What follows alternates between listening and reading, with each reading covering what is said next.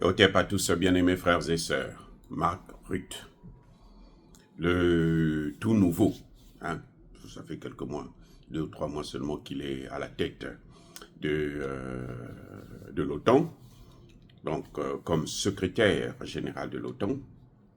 Il est néerlandais, il a été ancien premier ministre de son pays, il est inexpérimenté en politique. Oui, inexpérimenté en politique. Il se permet de faire le chantage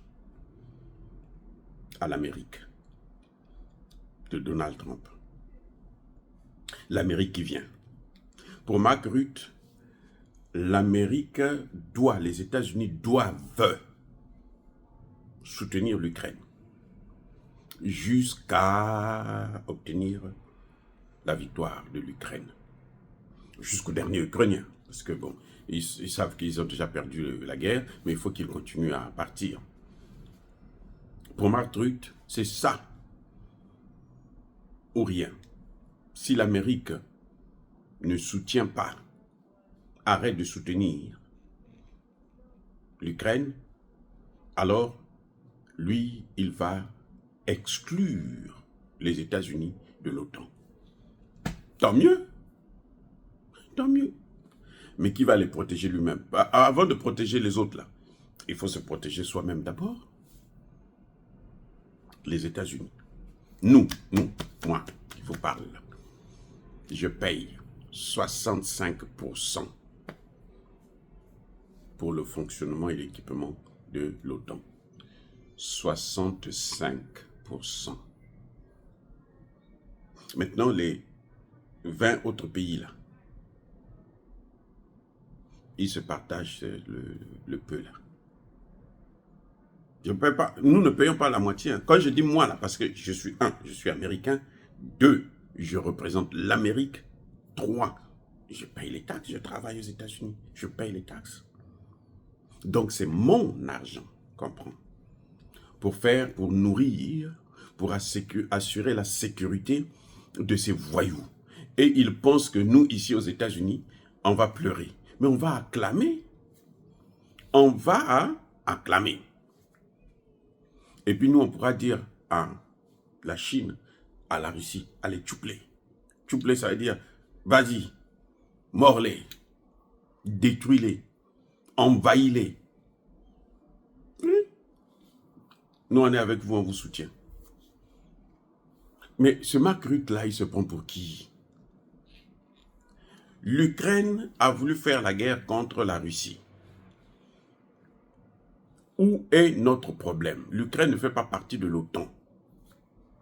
Si Zelensky a écouté les mensonges de certains dirigeants américains, ça c'est son business. Parce que c'est sa guerre, c'est lui qui envoie des hommes. Les hommes qui meurent là-bas, ce sont ses hommes. Donc à la rigueur, nous, on s'en bat les couilles. On s'en fiche éperdument. Je dis bien éperdument. Ce n'est pas notre problème. On peut les tuer tous là. Ça ne nous regarde pas. Ici, on a eu un grand, le plus grand boxeur du monde de tous les temps, Mohamed Ali. Il a refusé d'aller faire la guerre. Ça, c'est une guerre directe. Hein?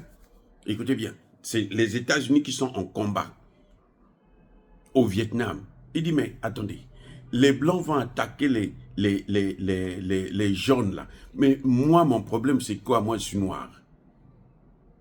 Qui a demandé à l'Amérique d'aller attaquer les jaunes? Et puis ils veulent que j'aille mourir là-bas. Je ne pars pas. Il n'est pas parti. Comme sanction, on lui a pris son trophée de champion du monde. Vous savez quoi? Avant sa mort, là, les États-Unis ont dit non, il faut lui remettre ça. C'était injuste. Oui, on lui a remis ça.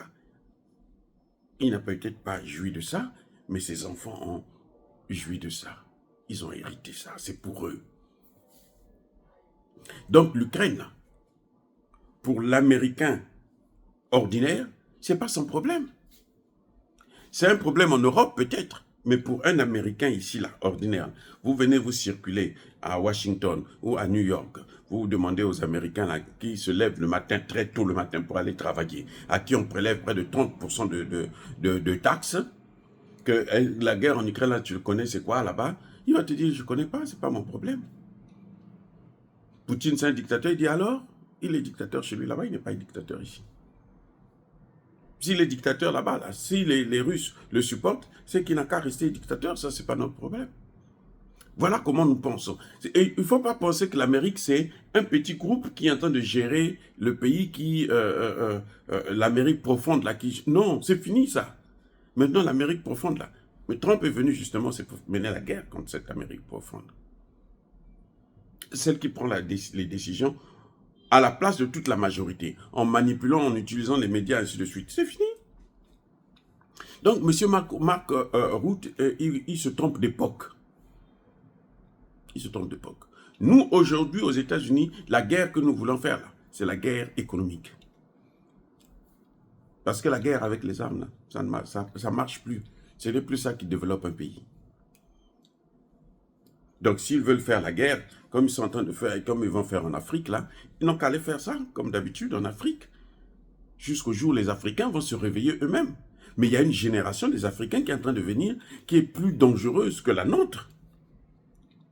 Là encore, il faut le savoir. Hein? 70% des Africains sont en moins de 25 ans. 70%.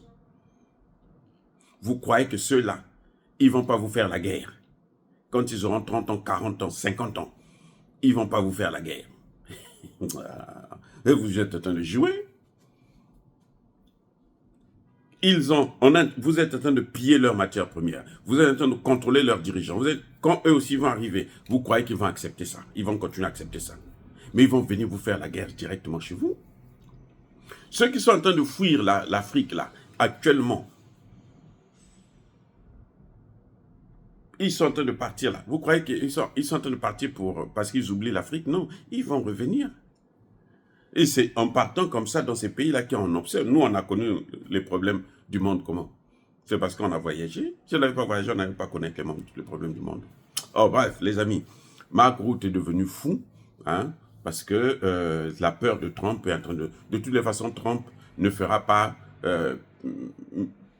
pire que Biden, ça c'est clair. Donc, ne vous attendez pas à des changements particuliers, non. Il a compris que cette guerre-là, ça fait que nous ruiner, mais est-ce qu'il va rester là-dedans? S'il reste là-dedans, eh ben, l'Amérique va continuer à être ruinée et puis va perdre même la deuxième place mondiale en économie. Ah oui, au profit de l'Inde. Parce que l'Inde ne rigole pas. Hein? L'Inde est en train d'avancer très vite. La Russie est en train d'avancer très vite. L'Indonésie et les autres sont en train d'avancer.